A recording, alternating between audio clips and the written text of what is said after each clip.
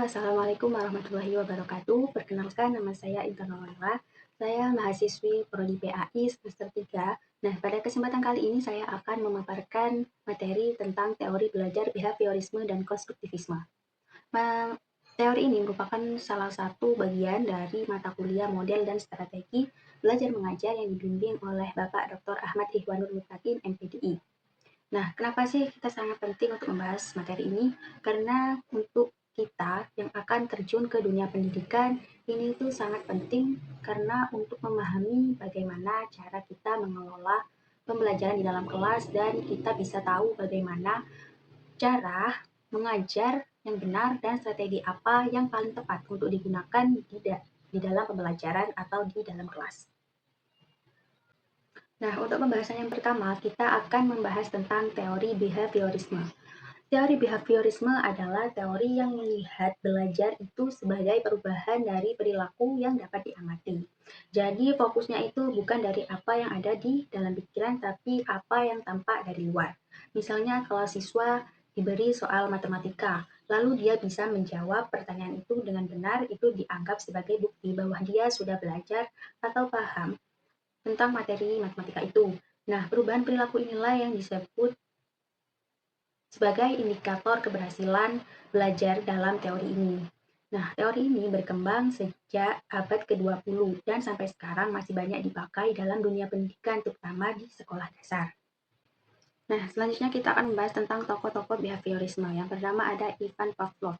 Dalam eksperimen terkenalnya, ia melakukan percobaan pada anjing, memperkenalkan classical conditioning, dan ia menunjukkan bahwa bagaimana stimulus bisa menimbulkan respon tertentu jika dilatih secara berulang-ulang.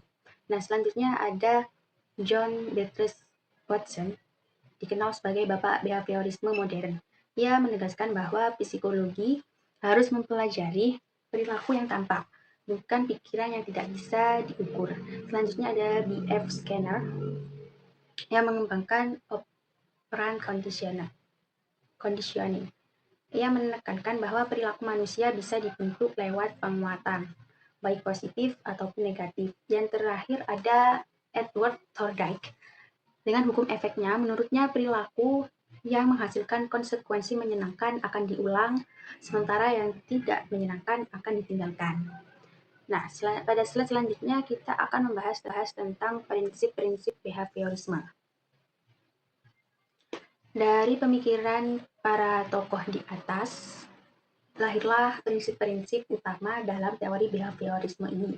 Antara lain yang pertama yaitu belajar melalui asosiasi, yaitu belajar terjadi karena keterkaitan stimulus dan respon. Yang kedua adalah penguatan, bisa positif misalnya berupa hadiah atau pujian, bisa juga negatif yaitu dengan menghilangkan hal yang tidak menyenangkan. Yang ketiga ada pembiasaan atau habit ya. Nah, di sini itu respon akan melemah jika stimulus atau rangsangan diulang-ulang tanpa adanya penguatan. Nah, prinsip ini membuat behaviorisme sangat praktis dalam pembelajaran. Guru tinggal memberikan stimulus atau rangsangan dan mengamati bagaimana respon siswanya. Nah, kemudian ada aplikasi behaviorisme atau dalam praktiknya behaviorisme ini banyak diterapkan di sekolah-sekolah. Contohnya yang pertama ada manajemen kelas dengan sistem reward atau punishment. Siswa yang disiplin akan diberi poin tambahan atau hadiah, sedangkan yang melanggar akan diberi teguran. Nah, yang kedua ada latihan berulang atau drill. Misalnya membaca, menulis, dan berhitung itu dilakukan secara berulang-ulang. Nah, selanjutnya ada penguatan positif seperti memberi apresiasi kepada siswa yang berprestasi atau yang benar ketika menjawab pertanyaan. Nah, sehingga mereka termotivasi untuk mengulang perilaku baik tersebut. Nah, pendekatan ini sangat efektif untuk melatih keterampilan dasar dan membangun kedisiplinan siswa. Nah, selanjutnya kita akan beralih ke teori yang kedua, yaitu teori konstruktivisme. Berbeda dengan yang sebelumnya, teori behaviorisme, konstruktivisme ini merupakan memandang belajar sebagai proses aktif membangun pengetahuan siswa. Bukan hanya menerima informasi dari guru, tapi mereka sendiri yang akan menyusun, menafsirkan, atau menghubungkan pengetahuan baru dengan pengetahuan sebelumnya. Misalnya, ketika siswa belajar dengan konsep air atau tentang konsep air, tidak hanya mendengarkan penjelasan guru, tapi siswa juga melakukan percobaan sederhana. Nah, atau praktek begitu ya. Dari situ mereka akan mengaitkan pengalaman langsung dengan pengetahuan baru. Dengan kata lain, konstruktivisme ini menempatkan siswa sebagai subjek aktif dalam pembelajaran. Oke, untuk pembahasan yang selanjutnya ada tokoh-tokoh konstruktivisme. Yang pertama ada Jan Zerpaget, yaitu dengan teori perkembangan kognitifnya yang berkenalkan konsep asimilasi dan akomodasi, serta tahap-tahap perkembangan anak. Yang kedua ada Lev Vygotsky yang menekankan pada aspek sosial dan konsep pentingnya dari Vygotsky ini adalah ZPD atau zona perkembangan proksimal, yaitu yang artinya bantuan dari guru atau teman. Yang ketiga ada Ernest von Glesberg, yaitu tokoh konstruktivisme yang radikal. Menurutnya, pengetahuan bukan hanya dari gambaran realis atau objektif, tapi sesuatu yang dibangun oleh individu itu sendiri. Yang keempat ada Seymour Papert, yaitu dengan gagasan konstruksionis dan menurutnya belajar akan lebih efektif ketika siswa membangun sesuatu yang nyata. Misalnya proyek atau bantuan teknologi gitu.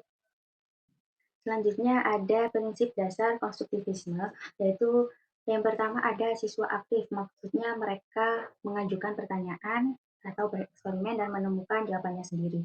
Tidak hanya menjadi penerima pasif saja. Yang kedua ada pengetahuan dibangun dari pengalaman sebelumnya. Jadi siswa bisa menghubungkan pelajaran baru dengan apa yang sudah mereka ketahui atau yang sudah mereka alami. Gitu ya. Yang ketiga adalah guru sebagai fasilitator. Guru bisa menciptakan situasi belajar yang mendorong siswa berpikir kritis, bukan hanya sekedar untuk memberikan informasi.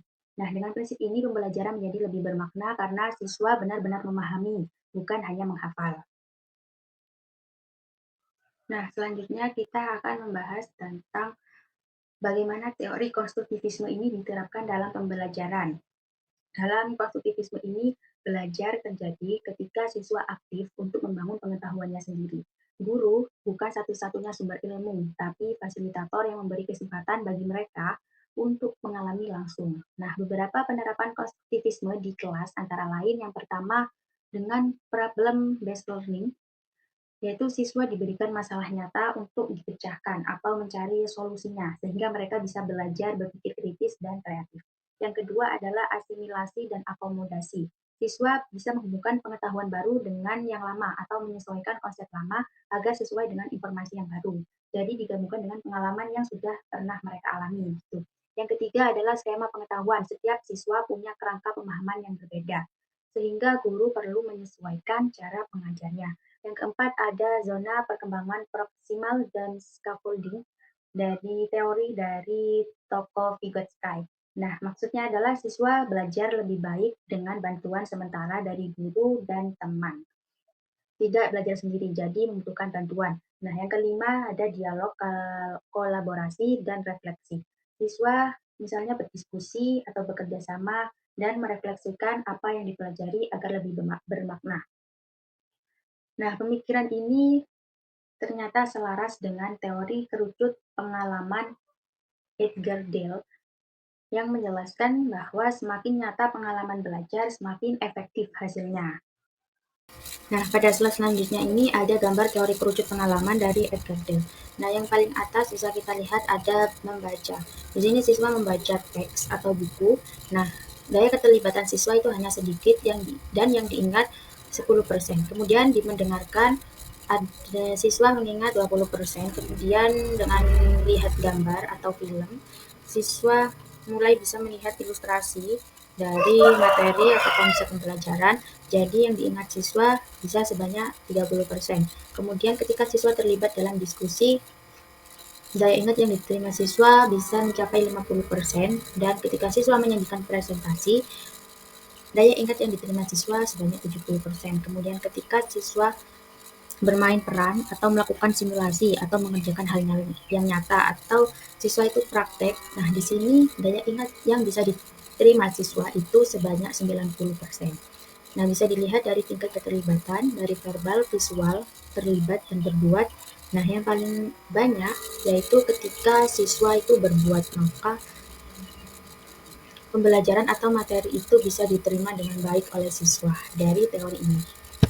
Nah, kesimpulan dari Kedua teori ini adalah yang pertama, behaviorisme melihat belajar sebagai perubahan perilaku akibat adanya stimulus atau rangsangan dan respon yang ditunjukkan. Yang kedua adalah konstruktivisme, yaitu melihat belajar sebagai proses aktif untuk membangun pengetahuan. Nah, keduanya punya kelebihan dan keterbatasan. Behaviorisme ini lebih cocok untuk latihan dasar, sementara konstruktivisme lebih cocok untuk pembelajaran yang bermakna.